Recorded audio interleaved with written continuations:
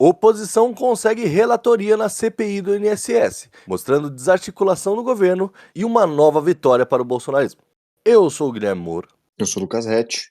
E eu sou o Pedro Penelas. E esse é o Degrau da Política. O time entrou com salto alto, subestimou o adversário teve capacidade de se articular, exerceu maioria, elegeu o presidente, que inclusive é um presidente da base de apoio ao governo. Em decorrência, foi designado um relator.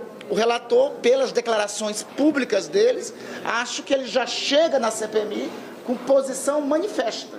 Bom, faz tempo que a gente não fala do INSS, né, que deu todo aquele rolo lá no começo do ano, aí agora a CPI está em curso e numa votação bem expressiva, inclusive, a oposição consegue a relatoria aí com Carlos Viana do Podemos, que é o nome mais centrão, né? Foi uma vitória contra o Omar Aziz, né? Ele era o nome do Davi Alcolumbre para ficar como presidente, né, da comissão. Foi derrotado. E aí ele indicou como relator o Alfredo Gaspar. E o Alfredo Gaspar foi o relator do texto que impediu que o Supremo julgasse alguns dos casos do Ramagem. Quando teve aquela questão de alguns crimes do Ramagem eram prerrogativas parlamentares, que elas não fossem apuradas pelo Supremo, ele foi o relator dessa proposta que suspendeu essa parte da ação penal. Sim. Então tem aí uma dupla vitória da oposição contra o governo e contra o próprio Davi Alcolumbre e contra o Hugo Mota, porque o Viana rejeitou a indicação do Mota para a relatoria do cargo. Então é uma derrota para o governo e uma derrota para os presidentes das casas que já vinham de um mês complicado depois daquela ocupação bolsonarista ao plenário. Né? Isso,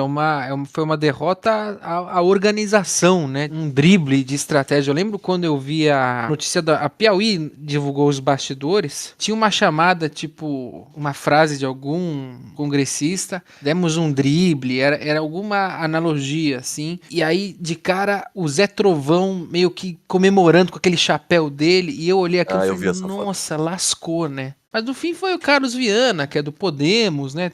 O Podemos tem essa coisa que ninguém sabe o que é, só sabe que ele pode, né? Isso. Mas ninguém sabe o que ele é, de fato. Não, mas eu dei uma puxadinha no Carlos Viana e, cara, ele já foi nos partidos meio esquisitos, sabe? Tipo, ele já foi do Partido da Mobilização Nacional, sabe? Esse partido você esquece que tem. Já foi do PHS antigamente. Então ele vai trabalhando com as legendas que dá pra trabalhar. Mas na comissão, eu tava vendo o nome aqui no G1 dos senadores que estão participando, né? Tem nomes bem importantes. Eduardo Braga, Renan Calheiros, o próprio Viana, Omar Aziz, Cid Gomes, o Girão, Rogério Carvalho, Contarato do PT, Leila Barros, Tereza Cristina, Damares. Então, assim, reuniu aí um conjunto de senadores bem expressivos politicamente. Já tiveram cargos ministeriais, senadores que têm uma atuação entre os deputados.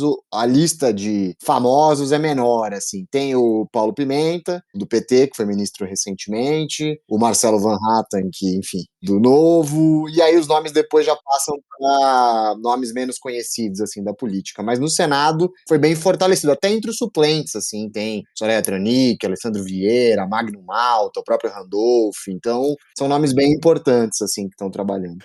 Essa derrota de verdade, assim, que ela mostrou desarticulação porque o Randolph Rodrigues assumiu desarticulação, né?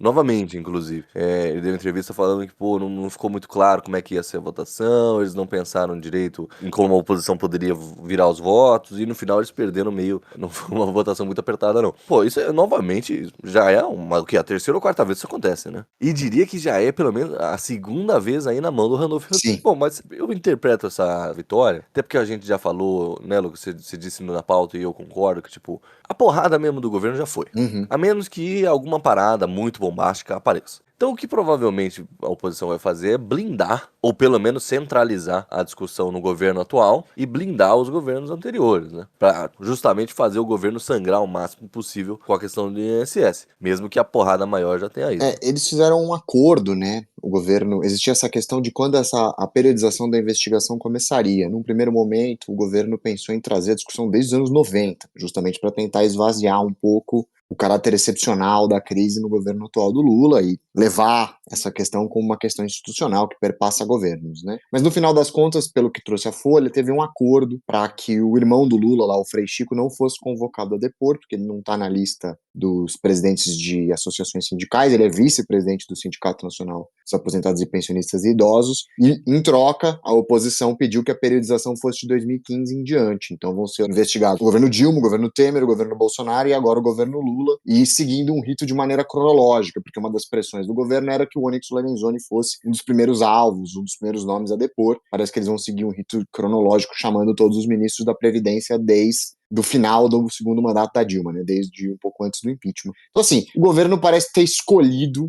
evitar a exposição do irmão do Lula, até para tentar despersonalizar um pouco o escândalo, tornar um escândalo de um ministério, e não do governo, né, e da figura do presidente, e aí afastando o irmão dele, em troca de ter uma diligência maior, uma investigação um pouco mais minuciosa por parte da CPI em relação aos desvios dentro da atual administração, né? Assim, a gente só vai entender os desdobramentos dessa troca à medida que a CPI avançar, mas, de fato, se ela não trouxer revelações novas, eu acho que o desgaste da imagem do governo em relação a esse episódio ficou para o primeiro semestre. Não me parece que essa CPI por si só tem força para continuar desgastando a imagem do governo, mas expõe, como você falou, uma desarticulação que o governo tem tido nessa legislatura como um todo em relação à articulação com a Câmara e o Senado, né? Assim, o número de votações perdidas por desatenção, por desinteresse, por acreditar que a votação já estava garantida e não estava, é preocupante, assim, né? Aí precisaria de uma rearticulação em relação a essas frentes, e a figura do Randolph é pessoalmente responsabilizada porque ele que cuida efetivamente dessa articulação do governo com o parlamento, né? Ele tem uma transformação muito rápida, porque ele era um senador do PSOL, e era isso, assim, o senador do PSOL é sempre um cara isolado, do nada ele vira líder do governo no Senado, e nós já vimos, já não é a primeira vez que falta maturidade ao Randolph para lidar com alguns temas do Senado. Eu esperava a liderança do governo uma liderança mais pragmática, e o Randolph eu não vejo nesse pragmatismo. Ele às vezes eu tenho um pouco a visão dele como um Janones do Senado até. Eu acho isso, cara. Eu acho que ele é uma figura mais exaltada, né? Ele tem um estilo mais exaltado de tratar. Ainda que eu sei que pelos bastidores ele é um cara que circula muito bem, tal, mas na hora do vamos ver, assim, ele é mais exaltado. Mas é a primeira vitória da oposição, né? Desde o Trump. Desde o motim, né, cara? E é uma boa vitória se você pegar. Mas aí tudo bem, eu coloco 100% nessa articulação de ter colocado um cara mais fisiológico, tal, que ia conseguir trabalhar. Mas de fato é um golpe duro, sobretudo o que você falou no começo do programa, contra os presidentes das casas, né? Sobretudo contra o Alcolumbre. E há esse movimento, que depois acabou não andando, de pautar aquela PEC da impunidade, chamada PEC da impunidade, de que aumentaria os ritos para que os congressistas fossem alvo de inquérito no Supremo Tribunal Federal, né? Que você precisaria de uma aprovação formal da Câmara. Isso, segundo a estratégia do PL, parece que é a estratégia desenhada pelo Sóstenes, isso faz parte de um primeiro movimento para deixar os parlamentares mais seguros em relação a votar a anistia. Eles entendem que essa pressão do Supremo é o que diminui a possibilidade dos parlamentares estarem interessados em votar anistia. Esse movimento de enfraquecimento pode servir como uma via de mão dupla aí. Mostrar uma certa desarticulação dos presidentes das casas para tentar pressionar para esse plano de médio prazo do PL em relação à inegibilidade do Bolsonaro. Então me parece um movimento estratégico, porque é uma pauta de interesse do governo e que pode gerar resultados, mas como a gente falou, me parece que o grande desgaste já foi, e eu acho que o PL e o Sóstenes sabem disso, mas talvez seja mais uma vitória simbólica e prática contra os presidentes das casas